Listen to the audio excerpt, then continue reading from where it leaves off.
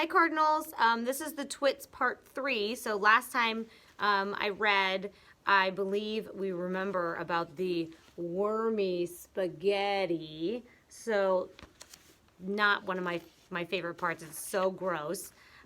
This is called the funny walking stick.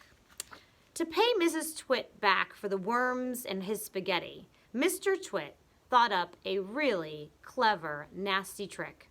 One night, when the old woman was asleep, he crept out of bed and took her walking stick downstairs to his work shed.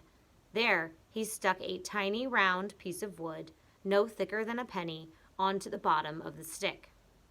This made the stick longer, but the difference was so small, the next morning Mrs. Twit didn't notice it at all.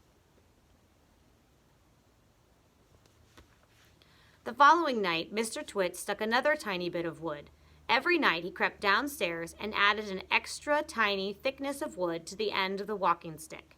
He did it very neatly so that the extra bits looked like a part of the old stick.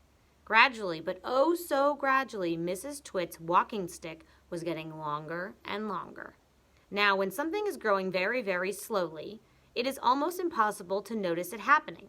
You, yourself, for example, are actually growing taller every day that goes by, but you wouldn't think it, would you? It's happening so slowly, you can't even notice it from one week to the next. It was the same with Mrs. Twit's walking stick. It was all so slow and gradual that she didn't notice how long it was getting, even when it was halfway up to her shoulder. "That stick's too long for you," Mr. Twit said to her one day.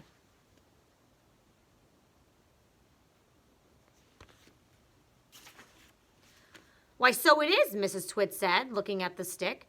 "I've had a feeling there was something wrong, but I couldn't for the life of me think what it was." "There's something wrong, all right," Mr. Twit said, beginning to enjoy himself. "What can have happened?" Mrs. Twit said, staring at her old walking stick. "It must suddenly have grown longer." "Don't be a fool," Mr. Twit said. "How can a walking stick possibly grow longer? It's made of dead wood, isn't it? Dead wood can't grow." "Well, then what on earth has happened?" cried Mrs. Twit. "It's not the stick. It's you," said Mr. Twit, grinning horribly. "It's you that's getting shorter. I've been noticing it for some time now." "That's not true," cried Mrs. Twit. "You're shrinking, woman," said Mr. Twit. "It's not possible." "Oh, yes, it jolly well is," said Mr. Twit. "You're shrinking fast. You're shrinking dangerously fast. Why, you must have shrunk at least a foot in the last few days." "Never," she cried. "Of course you have. Take a look at your stick, you old goat, and see how much you've shrunk in comparison." "You've got the shrinks. That's what you've got. You've got the dreaded shrinks." Mrs. Twit began to feel so trembly she had to sit down. And this is called Mrs. Twit Has the Shrinks. As soon as Mrs. Twit sat down, Mr. Twit pointed at her and shouted, "There you are! You're sitting in your old chair and you've shrunk so much your feet aren't even touching the ground." Mrs. Twit looked down at her feet, and by golly, the man was right. Her feet were not touching the ground. Sometimes that's how I feel. Mr. Twit, you see, had been just as clever with the chair as he'd been with the walking stick. Every night when he'd gone downstairs and stuck a little bit extra onto the stick, he'd done the same to the four legs of Mrs. Twit's chair. "Just look at you sitting there in your same old chair," he cried, "and you've shrunk so much your feet are dangling in the air." Mrs. Twit went white with fear. "You've got the shrinks," cried Mr. Twit, pointing his finger at her like a pistol. "You've got them badly. You've got the most terrible case of the shrinks I've ever seen." Mrs. Twit became so frightened she began to dribble. But Mr. Twit, still remembering the worms in his spaghetti, didn't feel sorry for her at all. "I suppose you know what happens to you when you get the shrinks," he said. "What?" gasped Mrs. Twit. "What happens?" "Your head shrinks into your neck, and your neck shrinks into your body, and your body shrinks into your legs, and your legs shrink into your feet, and in the end, there's nothing left except a pair of shoes and a bundle of old clothes." "I can't bear it," cried Mrs. Twit. "It's a terrible disease," said Mr. Twit, "the worst in the world." How long have I got it? Cried Mrs. Twit. How long before I finish up as a bundle of old clothes and a pair of shoes? Mr. Twit put on a very solemn face. At that rate you're going, he said, shaking his head sadly. I'd say no more than 10 or 11 days. But isn't there anything we can do? Cried Mrs. Twit. There's only one cure for the shrinks, said Mr. Twit. Tell me, she cried. Oh, tell me quickly. We'll have to hurry, said Mr. Twit. I'm ready. I'll hurry. I'll do anything you say, cried Mrs. Twit. You won't last long if you don't, said Mr. Twit, giving her another grisly grin. What is it I must do? Cried Mrs. Twit, clutching her cheeks. You've got to be stretched, said Mr. Twit. And this is called Mrs. Twit Gets a Stretching.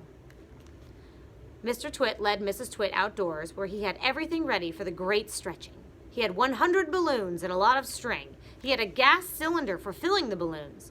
He had fixed an iron ring into the ground. Stand there, he said, pointing to the iron ring. He then tied Mrs. Twit's ankles to the iron ring. When that was done, he began filling the balloons with gas. Each balloon was on a long string, and when it was filled with gas, it pulled on its string, trying to go up and up.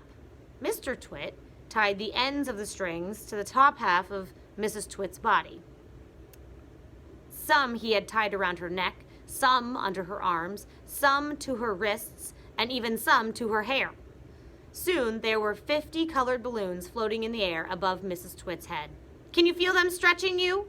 Asked Mr. Twit. I can, cried Mrs. Twit. They're stretching me like mad. He put on another 10 balloons. The upward pull became very strong.